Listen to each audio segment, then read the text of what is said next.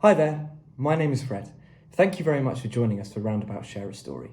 You join me in my dressing room where I'm playing Aladdin at the Hackney Empire this Christmas. And my Christmas story I'm reading to you is Mr. Super Santa Man, written by Damien Baxter with illustrations by Alf Chapman.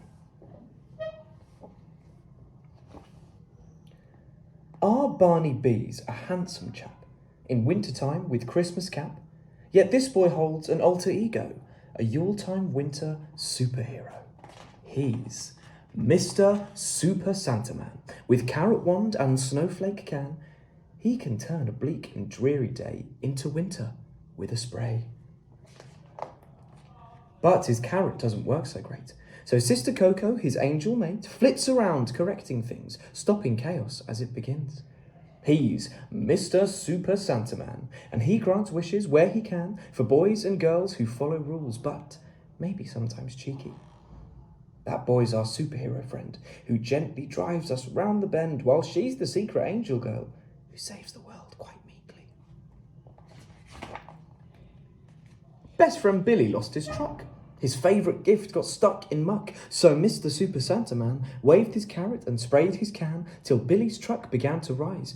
But then, to everyone's surprise, it flew across the playing field, straight towards Headmistress Weld. The children gasped.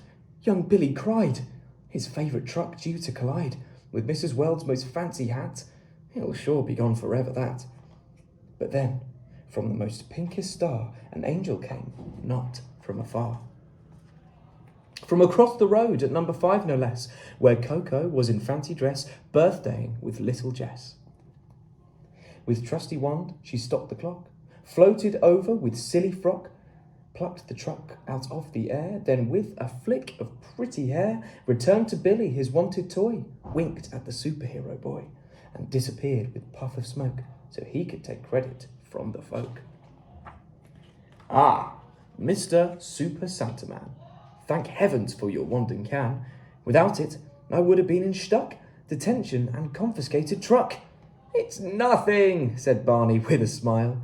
But underneath, and for a while, he wonders if his sister should get the credit for being good. But before he could think at all, there was a scream from the kitchen hall, where Ruby Lee so graciously was being bothered by a bee. So, Mr. Super Santa Man, he waved his carrot and sprayed his can. The buzzy bee didn't flicker. In fact, the insect just got bigger. Bigger than a bird of prey. Bigger than a bale of hay.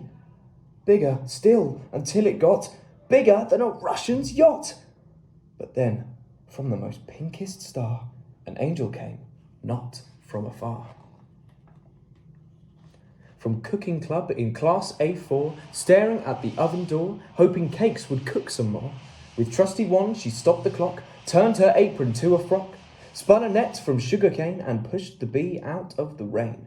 The giant insect shrunk, and then, with a pop, it had gone again. Then, with a wink and a puff of smoke, he was left again with grateful folk. Oh, Mr. Super Santa Man, a selfie please, if you can. It's not for you. It is not funny. That bee would have made me into honey. It's really nothing, Barney stuttered, and no one heard him as he muttered. It's Coco. She's the real brain.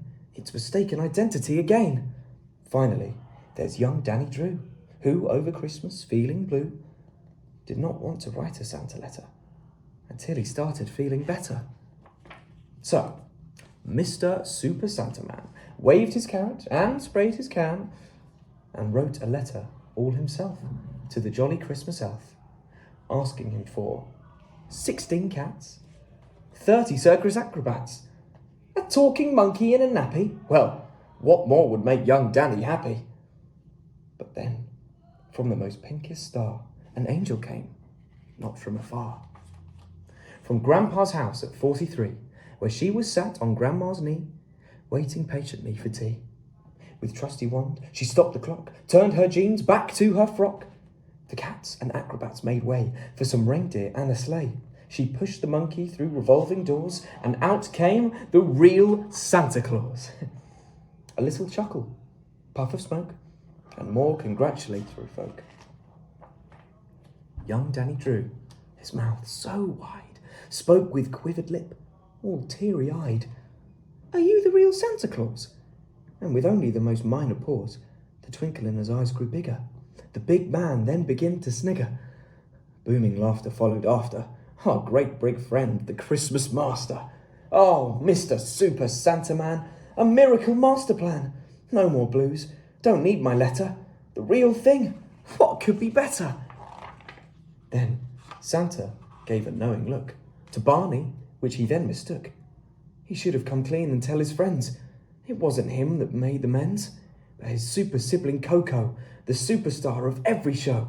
And just as Barney began to speak, with wobbling lip and legs a creak, a hand came round, then held his head, and Santa grinned at him and said, "Don't be such a silly chap. Now come and sit here on my lap. You're being too hard on yourself.